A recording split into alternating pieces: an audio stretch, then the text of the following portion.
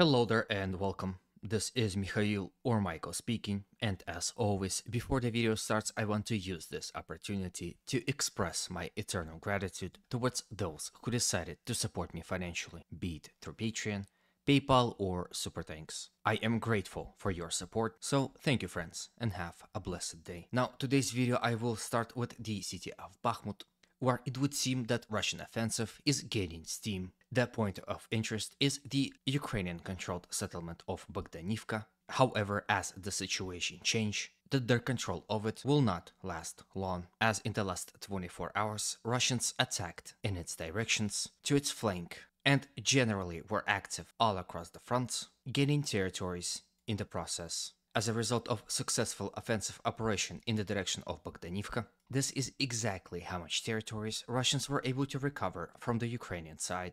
As you can see now, officially, Russians reached the very outskirts of the village and initiated battle for it. As I speak, the fighting within it continues. In support of Russian efforts within the village, Russians increased their attacks from the very flanks of Bohdanovka and are currently applying massive pressure on the Ukrainian forces located within the village. Then from here, let's discuss the situation along the 00506 road. In my last video, I reported of a successful Russian attack here in this area, where they were able to significantly advance and capture very vital and important trench network system that is located along this road. It seems that my initial report was correct, however some clarifications are to be made. For example, here on those pictures, you can see exact Russian gains that happened on that day. As you can see, Russians are slowly advancing and fighting for the racetrack, as well as advancing along the roads in the direction of the cemetery, generally are working to significantly increase their offensive and defensive capabilities. With the northern flank out of the way, let's discuss the situation around the Bahmut city itself. Here, Russian attack from the both sides of the T-0504 highway in the general direction of Ukrainian-controlled settlement of Ivanivsky. For example, here I have a video for you of Russians currently fighting within this dacha area in an attempt to push Ukrainians away and capture this whole entire sector of the front. As you can see on the video, the dacha area is horribly destroyed and is being shelled, after which Russians started storming and clearing operation. Of course, due to YouTube restrictions, I am unable to show you the full video, but again, you can always find uncensored version of my video on my Patreon, or you can see the raw video that I am currently using within my video on my Telegram channel. All the necessary links would be in the description below. As you can see on the video, Russians are slowly but surely clearing out Ukrainian strongholds and trenches. Generally speaking, in the last few days, Russians were highly successful fighting in this particular portion of the front, slowly but surely advancing in the direction of Ukrainian-controlled village of Ivanivsky. Now, obviously, the ultimate goal is to advance beyond dacha area, and although after it Russians will be forced to advance in the open fields in attempt to enter and initiate the battle for the village, I'm sure this is their ultimate goal as of right now. Settlement of Ivanivsky is absolutely crucial for Ukrainians defending this portion of the front, and with its fall, this entire portion of the front and all of the Ukrainian forces located in it will be compromised and Ukrainians will be forced to retreat. Perhaps in support of those said Russian attacks, Russian forces also attacked to the south of the village of Khromove, advancing towards Ivanivsky from this side also.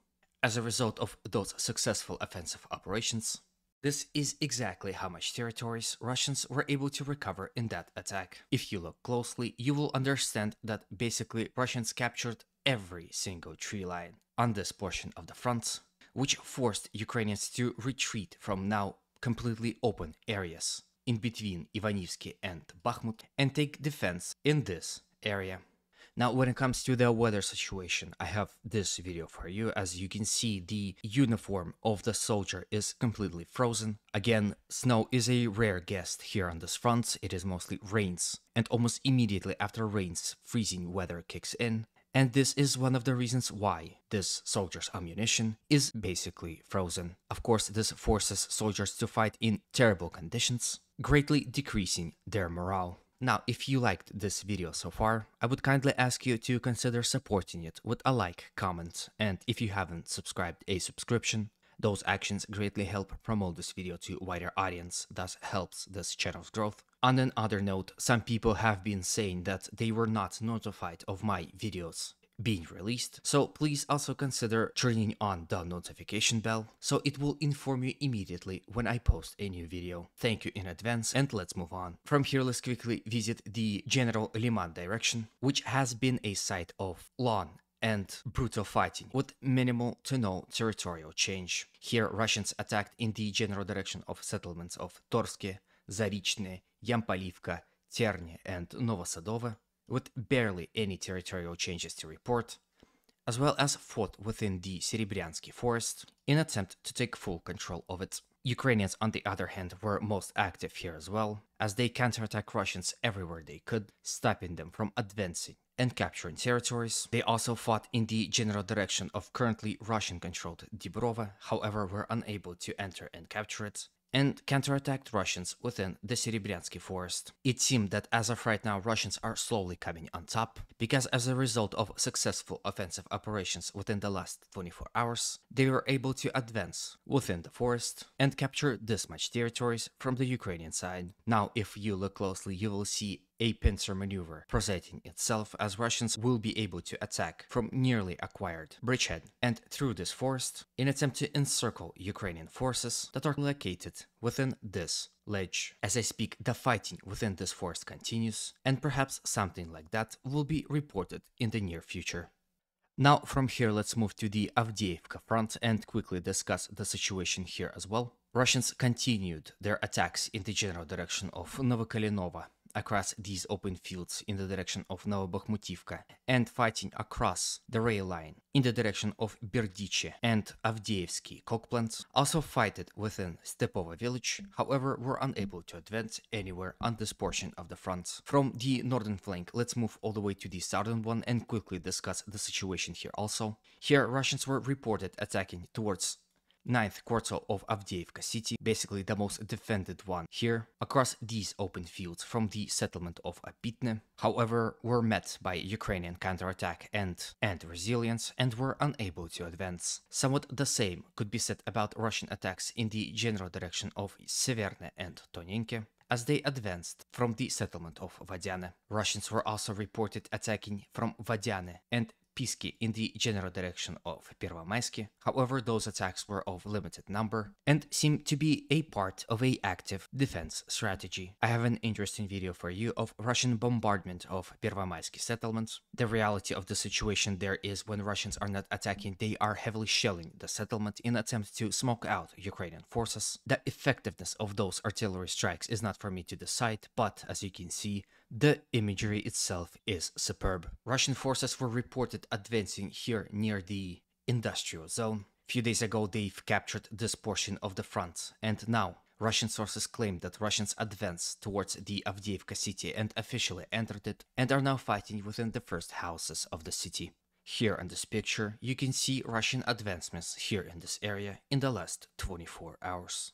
Now, before I move to the other portion of the front, I want you to pause the video, go to the comment section and tell me your opinion on how fast Avdiivka will fall and in what manner exactly. Something tells me that the fall of Avdiivka is as inevitable as was the fall of Bahmut. In any way, thank you for expressing your opinions, and let's move on. From here, let's move all the way to the settlement of Novomikhailivka and discuss the situation here. In the last weeks, Russians were very active here as well, attacking in the direction of this pretty big settlement, from the settlement of Slavne, from multiple flanks. They also advanced through this road, and as a result of successful offensive operations, were able to advance ever slightly and capture a portion of this road with tree lines along them. As you can see, the more Russians attack, the less space for the Ukrainian troops are left to defend the city. And in order to not overcrowd positions with soldiers, Ukrainians are forced to retreat and take refuge within the city itself. This greatly decreases Ukrainian defensive potential on the open fields near the city, and it seems that Russian attacks here will only increase in value and intensity. It is still too early to say that the battle for Novomikhailivka is initiated. However, as you can see, with more attacks to its northern flank, Ukrainian soldiers within the city can also find themselves in a fire pocket This is likely because Russians are attacking on the northern flank of Novomikhailivka. With this, I proudly announce the end of the video. Hopefully it was to your liking and was informative enough. As always, humanity calls me to condemn all violence against human beings. Have a good day and always remember, Russia will be free and great.